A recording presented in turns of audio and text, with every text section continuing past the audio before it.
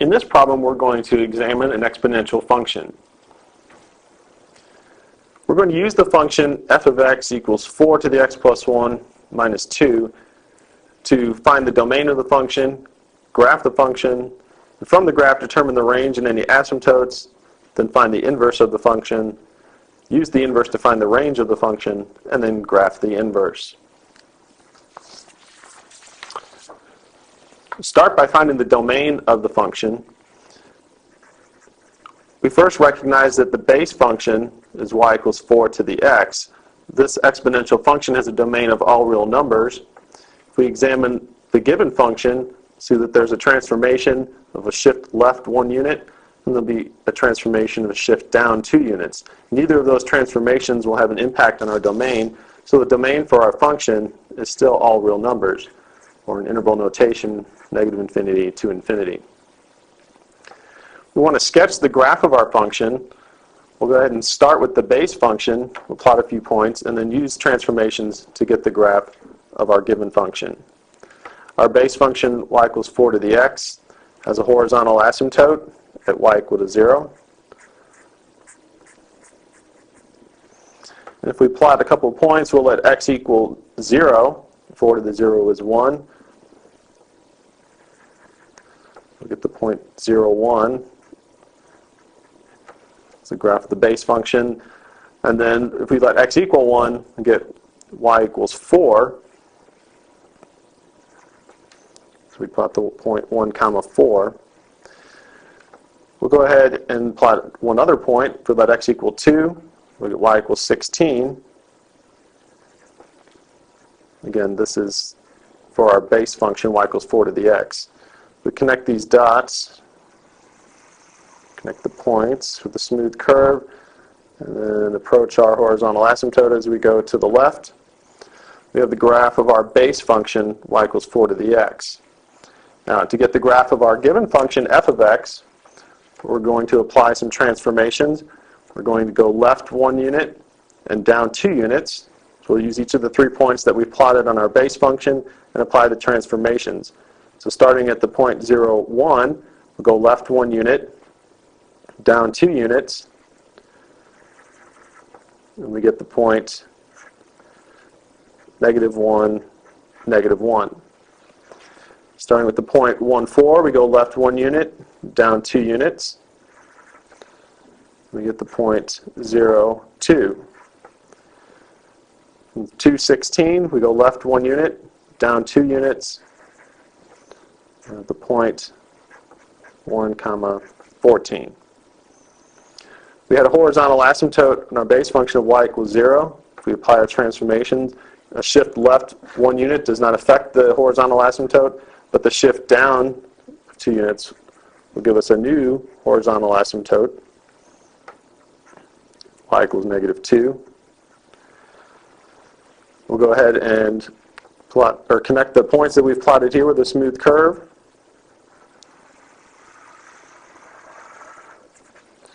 Again, as we go to the left, we'll approach our horizontal asymptote. And so we have the graph of f of x. Now, in part C, we were asked to, from the graph, determine the range and any asymptotes. From the graph for f of x, we can see that the range will be the set of values for y that are greater than negative 2. In interval notation, let's say the range is from negative 2 to infinity. We saw with our transformations that we get a new horizontal asymptote of y equal to negative 2. So we'll list that horizontal asymptote, y equal negative 2. Now that we have the graph of our exponential function, we're going to shift our attention to finding the inverse of the function. We were given the exponential function f of x equals 4 to the x plus 1 minus 2. To find the inverse, we'll start by writing y equals 4 to the x plus 1 minus 2. Then we'll interchange the variables. We get x is equal to 4 to the y plus 1 minus 2. This will implicitly define the inverse function. We now need to solve for y.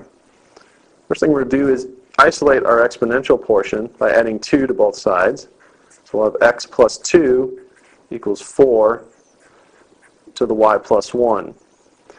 Now here we're going to change form. Right now we have the exponential form. We're going to change to the logarithmic form of the equation. This will be log base 4 of x plus 2 is equal to y plus 1. Now we're trying to isolate y, so we're going to subtract 1 from both sides. We'll get log base 4 of x plus 2, then minus 1 is equal to y. This will be our inverse function, f inverse of x. And we should verify that f of f inverse of x is equal to x, as well as f inverse of f of x is equal to x. But we'll leave that check to you. In part C of this problem, we use the graph of the function to determine the range of the function. In part E, we're going to use the inverse function to determine the range as well. We found that the inverse function, f inverse of x, was log base 4 of x plus 2 minus 1. Recall that our original function was the exponential function, f of x equals 4 to the x plus 1 minus 2. We want to use the inverse function to determine the range of our function f. We'll do this by recalling that the domain of our inverse function is equivalent to the range of the function, and vice versa. The domain of our function is equal to the range of the inverse. So if we can find the domain of our inverse function, that will allow us to determine the range of our original function. Looking at this logarithmic expression, we see that the domain is a set of values such that x plus 2 is greater than 0, or x is greater than negative 2. So the domain of the inverse function is a set of values that are greater than negative 2. Therefore, we can say the range of f will be the set of values for y that are greater than negative 2. In interval notation, we'd say the range is from negative 2 to infinity in parentheses. The last part of this problem asks us to graph the inverse function. We could do this by plotting points, by using transformations, or by using the graph of the function f. We're going to do this by using the graph of the function f. So we'd like to obtain the graph of f inverse of x, which is log base 4 of x plus 2 minus 1. We graphed our function f of x, and we plotted 3 points, the point negative 1, negative 1, the point 0, 2, the point 1, 14, and we had a horizontal asymptote of y equal negative 2.